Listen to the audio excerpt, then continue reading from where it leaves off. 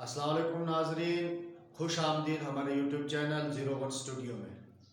नाजरीन, अगर हमारी वीडियो पसंद आए लाइक, कमेंट, शेयर और चैनल को सब्सक्राइब ज़रूर करें। नाजरीन, आज बड़े मज़े की वीडियो बने जा रही है। क्या वहाबी, अहले हदीस, देवबंदी, खारजी, शिया से शादी करना सुन्नी को जायज़ है या नाजायज? और सुन्नी लड़की का निकाह ऐसे लड़के के साथ जो मुसलमान नहीं है, मुर्तद है, इस्लाम से बाहर हो चुका है, ये हलाल नहीं है। इस वजह से हम लोग कहते हैं कि सुन्नी लड़की का निकाह देवबंदी लड़के के साथ हराम है और गुनाह है। यूं ही सुन्नी लड़के का निकाह देवबंदी लड़की से भी हराम हुआ गुनाह है। कि अगर कोई सुन्नी लड़का देवबंदी लड़की से शादी करे तो फौरन कलमा पढ़वाकर शादी कर सकता है या उसको कोई शर्तें हैं? कलमा पढ़ने से कोई सुन्नी नहीं बन जाएंगी। कलमा तो नाना पाटेकर भी पढ़ता है।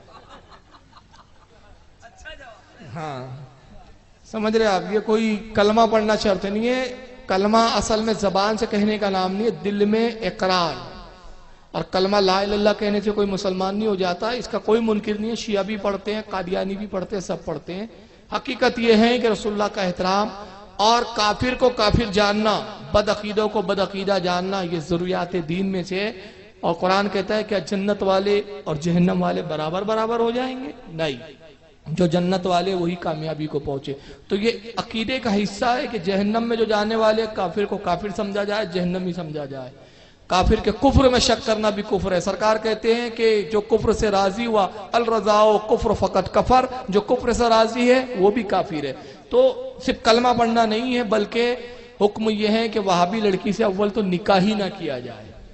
और अगर कोई लड़की ये कहती है कि भाई मैं सुन्नी हूं, तो फिर हुक्म यह है कि उसको अपने माँ बाप छोड़ने पड़ेंगे। शादी के बाद वो अपने माँ बाप से बिल्कुल कतई ताल्लुक कर ले, बिल्कुल ना मिले। अगर वो इतनी पाबंदी कर सकती है और वाकई वो सुन्नी है तो फिर अलग बात है। फिर भी ये हुक्म है कि कम से कम 2 साल इंतजार किया जाए, तहकीक की जाए, देखा जाए कि ये दिल से बोल रही है या सिर्फ शादी के चक्कर में बोल रही है। जब एहतियात के बाद पता चल जाए कि वाकई ये वहाबियत से नफरत करती है और अहले मजहब, अहले हक, अहले सुन्नत व जमात से मोहब्बत है, तो फिर निकाह कर सकते हैं। लेकिन माँ बाप से मिलना जो वहाबी है ये सब ममनू है, इसको इजाजत नहीं दी जाएंगी। वल्लाहु आलम सुम्मा रसूलु आलम। तो कितने लोगों ने बेटियां बदमजहबों में दे दी। क्यों दी? कि पैसा अच्छा था, चैन से खा लेगी रोटी। तूने 60 साल की जिंदगी के लिए उसकी हमेशा वाली जिंदगी बर्बाद कर दी। और ये तो कट ही जाते 60 साल 50 साल, फाके से भी कट जाते और दुख में भी कट जाते, सुख में भी कट जाते। लेकिन आखिरत में बेटी को बचाने कौन आएगा मुझे बता। तूने उठाई किसी वहाबी के घर में बेटी डाल दी, देवबंदी के घर में बेटी डाल दी, दौलत के लालच में। दौलत के लालच में आके बेटियों को बेईमानों के हवाले ना करो। बेटी बेटी होती है, इसका ख्याल कर, इसका हक है तुझ पे। इसे इज्जत के साथ अच्छे घर में रुखसत करना। अच्छे घर से मुराद अमीर नहीं जो तेरी बेटी को नौकरानी समझ के रखे, ऐसा घर जिसमें तेरी बेटी 2 रोटी इज्जत से खा सके। क्या बात। हाँ, ऐसे घर में बेटी को रुखसत करो। सुन्नी मर्द या औरत का रिश्ता निकाह शिया, वहाबी, देवबंदी, नेचरी, कादियानी, तबलीगी, अहले हदीस, जमात इस्लामी और जितने भी दीन से फिरे हुए लोग हैं, उनकी औरत या मर्द से निकाह नहीं होगा। यह आला हज़रत असीमुल बरकत ने अल मलफूज जिल्द नंबर 2 सफा नंबर 105 में आपने तहरीर फरमाया। अगर निकाह किया तो निकाह ना होकर सिर्फ और सिर्फ जिना होगा और औलाद जायज ना होकर नाजायज और हरामी कहलाएगी। अल्लाह अकबर। मर्द सुन्नी हो और औरत शिया हो, इन्होंने लिखा है, इनका निकाह हुआ तो इसका क्या हुक्म होगा? याद रखें कि फकत कोई अपने आप को शिया कहे या कोई और फिरके से ताल्लुक हो तो हम फौरन उसको काफिर नहीं कह सकते। याद रखें जब तक उसकी बदमजहबियत या उसके अकायद मजहब इस्लाम के खिलाफ नहीं होंगे वो मुसलमान है। चाहे अपना वो कोई भी कहता हो तो मुसलमान ही कहलाएगा। अब ये पहले तो ये कि ये कह रहे हैं कि शादी हो गई तो क्या हुक्म होगा। तो हुक्म ये हम देखेंगे कि अगर वो उसके जो शख्स है उसके अकायद मजहब इस्लाम से टकराते हैं, मुसलमानों से टकराते हैं, तो सिरे से निकाह हुआ ही नहीं और इनको जुदा करना फर्ज है।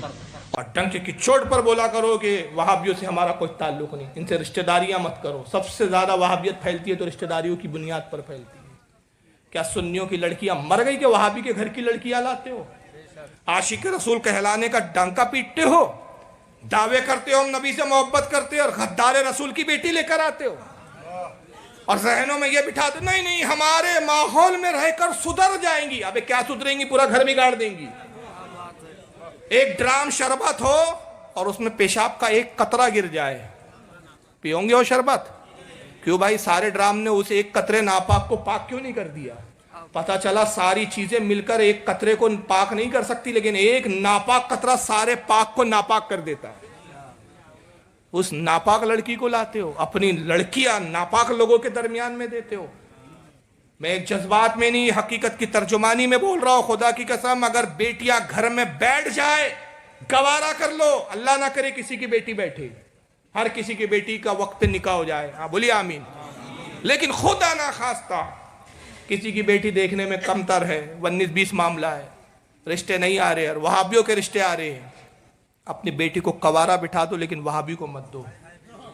اس لیے کہ تم نے اگر اپنی بیٹی کو یہ سوچ کر ایک وہابی کے گھر میں بہا دیا کہ شادی ہو جائیں گی کسی طرح یہ بیٹی نپٹ جائیں گی، یاد رکھو آپ نے بیٹی نہیں نپٹایا، ایک بد عقیدہ، ایک گستاخ رسول کی نسل کو پیدا کرنے کا ذریعہ دے دیا ہے. تو اب اس لڑکی سے اس گھر میں جتنے گستاخ رسول، غدار رسول پیدا ہوں گے، قیامت میں آپ کی پوچھ ہوں گی.